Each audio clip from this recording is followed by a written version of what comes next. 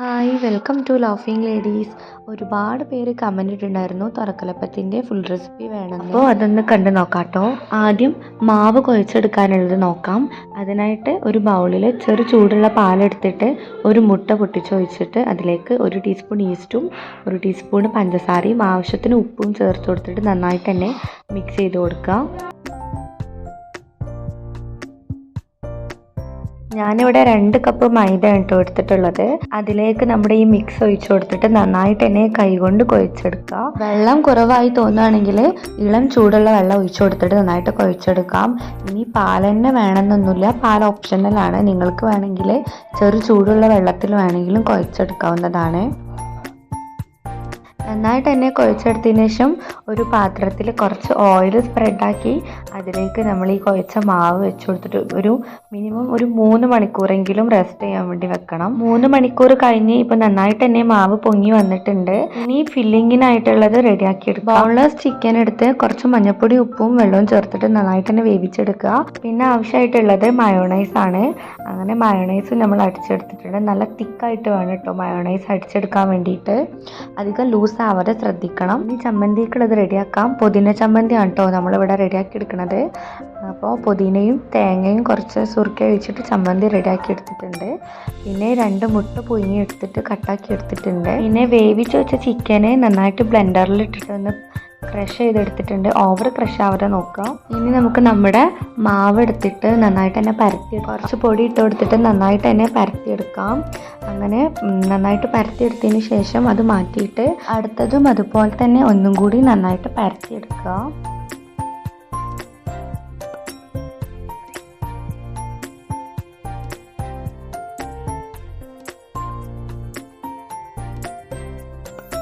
നന്നായിട്ട് തന്നെ പരത്തി എടുത്തിട്ടുണ്ട്. ഇനി നമ്മൾ അതിൻ്റെ മുകളിൽ ഒരു ചെറിയ കുപ്പിയുടെ മൂടിയോ എന്തെങ്കിലും വെച്ചിട്ടൊന്ന് ജസ്റ്റ് ഒന്ന് അടയാളപ്പെടുത്തി കൊടുക്കുക. അതിനുശേഷം അടയാളപ്പെടുത്തിയിട്ടുള്ള ഓരോ റൗണ്ടിൻ്റെ ഉള്ളിലും നമ്മുടെ ചിക്കൻ്റെ കൂട്ട് എന്ത് ചെയ്തെടുക്കുക, നന്നായിട്ട് തന്നെ വെച്ച് കൊടുക്കുക. എല്ലായിടത്തേക്കും ആവണ രീതിയിൽ ആവണം കേട്ടോ വെച്ച് കൊടുക്കാൻ വേണ്ടിയിട്ട്. ഒന്ന് പരത്തി കൊടുത്താൽ മതി. അപ്പം നന്നായിട്ട് തന്നെ പരത്തി കൊടുത്തിട്ടുണ്ട്. ഇനി അതിൻ്റെ മുകളിൽ അടിച്ചു വെച്ച മയോണൈസ് ചേർത്ത് കൊടുക്കുക. മയോണൈസ് നല്ല തിക്കിലടിക്കണം എന്ന് പറഞ്ഞത് ഇത് ഒലിച്ച് പോവാതെ വെക്കാൻ വേണ്ടിയിട്ടാണ്. മയോണൈസ് ചേർത്ത് അതിന് മുകളിൽ ചമ്മന്തി വെച്ച് കൊടുക്കുക.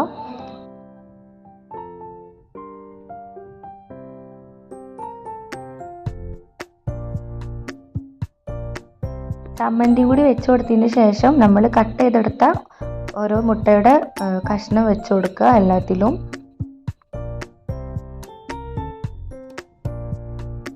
നമ്മുടെ ഫില്ലിങ് റെഡിയായി. ഇനി നമ്മൾ നേരത്തെ പരത്തി മാറ്റി വെച്ച അത് ഇതിൻ്റെ മുകളിലായിട്ട് വെച്ച് കൊടുക്കുക. നന്നായിട്ട് തന്നെ അതിൻ്റെ സൈഡൊന്ന് ജസ്റ്റ് പ്രസ് ചെയ്ത് കൊടുക്കുക.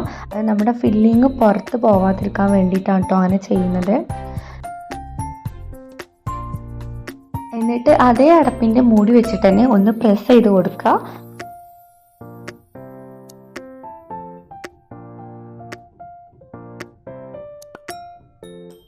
ഇപ്പോൾ ഈ ഒരു വലുപ്പത്തിൽ നമുക്ക് കിട്ടിയിട്ടുണ്ട്.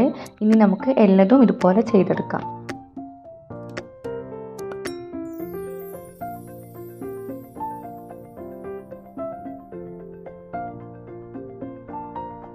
അങ്ങനെ നമ്മളിതെല്ലാതും ചെയ്തെടുത്തു. ഇനി നമുക്കിതൊന്ന് പൊരിച്ചെടുക്കാം. ചൂടായിട്ടുള്ള എണ്ണയിലേക്ക് നമുക്കിത് ഓരോന്നായിട്ട് ഇട്ട് കൊടുക്കാം. ആദ്യം ഹൈ ഫ്ലെയിം ആക്കിയിട്ട് ഇട്ട് കൊടുത്തതിന് ശേഷം ലോ ഫ്ലെയിമിലേക്ക് മാറ്റാം. എന്നിട്ട് തിരിച്ചും മറിച്ചിട്ട് നന്നായിട്ട് ശ്രദ്ധിക്കണം കേട്ടോ കരിയാതെ. ചെറുതായിട്ടൊരു ഗോൾഡൻ ബ്രൗൺ ഷെയ്ഡ് ആകുമ്പോൾ നമുക്ക് എന്ത് ചെയ്യാം, ഇതിന്ന് കോരിയെടുക്കാം. അപ്പോൾ നമ്മുടെ അടിപൊളി തുറക്കലപ്പം റെഡി ആയിട്ടുണ്ട്. നല്ല ടേസ്റ്റാണ്. ഇതിൻ്റെ ഫില്ലിങ് എഗ്ഗും ചിക്കനൊക്കെ വരുന്നതുകൊണ്ട് തന്നെ പ്രത്യേക ടേസ്റ്റാണ്. അപ്പോൾ എല്ലാവരും ട്രൈ ചെയ്ത് നോക്കുക. ഓക്കെ ബൈ, അടുത്ത വീഡിയോയിൽ കാണാം.